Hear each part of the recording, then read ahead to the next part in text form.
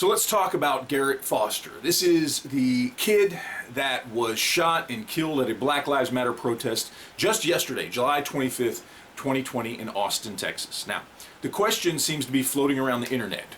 Was this kid a terrorist who deserved to be shot, or was there an individual in a vehicle who intentionally drove into a Black Lives Matter protest and decided they wanted to kill somebody, and this innocent kid who was just at a protest doing nothing wrong was the unfortunate victim? And I've actually spent the last several hours going over news articles, interviews with people who were there, looking at video that people were recording before the incident, after the incident, during the incident, seeing what happened, hearing the gunshots, watching an interview that Garrett Foster even did with a local journalist, looking at Garrett Foster's Facebook page to try and get a better understanding of who this kid was. And I call him a kid because I think he was like 21 or something. He was very young from what I could tell. I don't know for sure. I mean, if he was older than that, please let me know. But he seemed like a kid to me.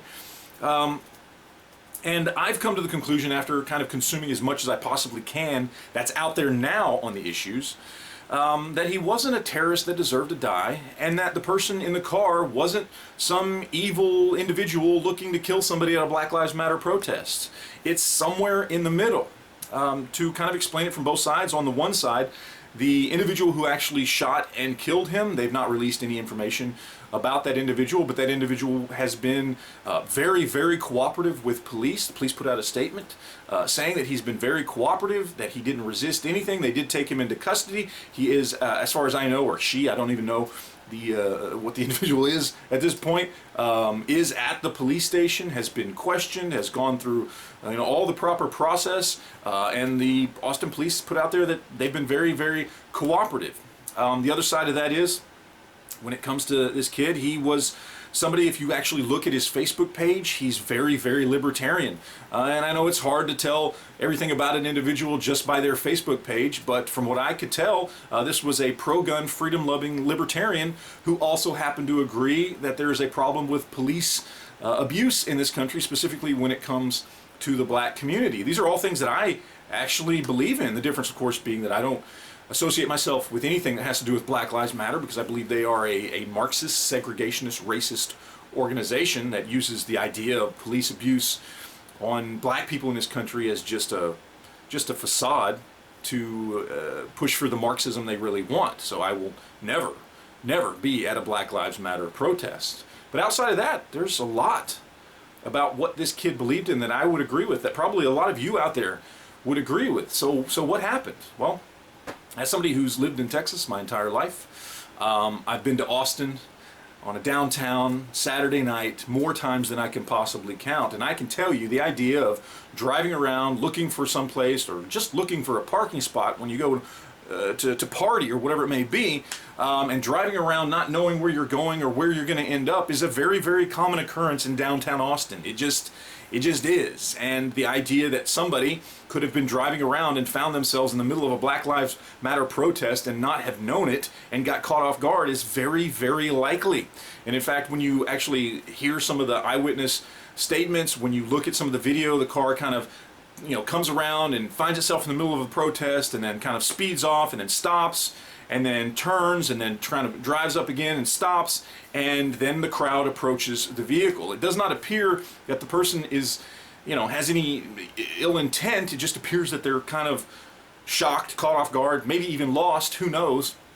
And then, of course, a whole bunch of people, including one Garrett Foster carrying an AK-47, starts to approach the vehicle. Now, there is differing testimony as far as how he was acting in that moment when it came to him carrying an AK-47. Some people say he was just kind of carrying it standard, as you normally would carry a rifle. Some people say he was pointing it at the car. I don't know. I saw no video evidence of either, and I've heard testimony to both sides, so who knows what to believe. But let me tell you something. Given the political climate we live in, given the civil unrest that's been going around the entire country right now, unless you lived under a rock, you know about all the protests, all the violence, all the people getting hurt, all the people getting killed. You know what's going on in this country, again, unless you live under a rock, okay? And if I'm anywhere right now and I find myself having gotten lost or for whatever reason, in the middle of a protest. And all of a sudden, I am surrounded by literally hundreds of people, potentially a few dozen of them coming at my vehicle, one of them even at the low ready carrying an AK-47. I'm going to feel threatened.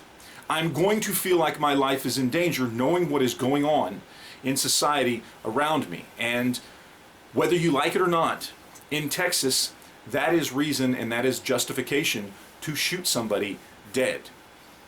Some people won't agree with that. Some people won't like that.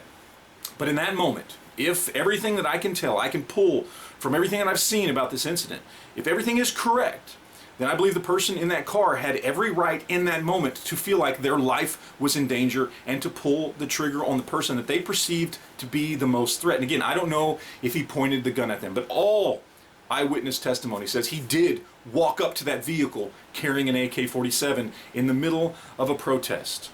Put yourself in that situation. And we don't know who this individual was. Were they in the car by themselves? Did they have a child in the vehicle with them? Probably not, but we don't know.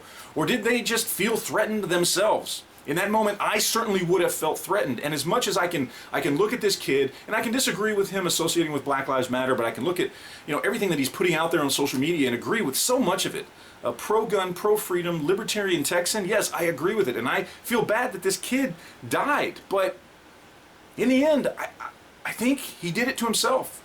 I think he put himself in a dangerous situation, and he presented himself as a threat, and that's unfortunate. And I am very sorry to see a young person die because of this, especially somebody who I probably politically agree with a lot of things on. But sometimes people make mistakes, and sometimes the consequence of that mistakes is dire, and in this case it was. So was Garrett Foster a terrorist that deserved to die? No, I don't think he was. Was the person that shot and killed him some horrible, evil, racist human being looking to kill somebody? No.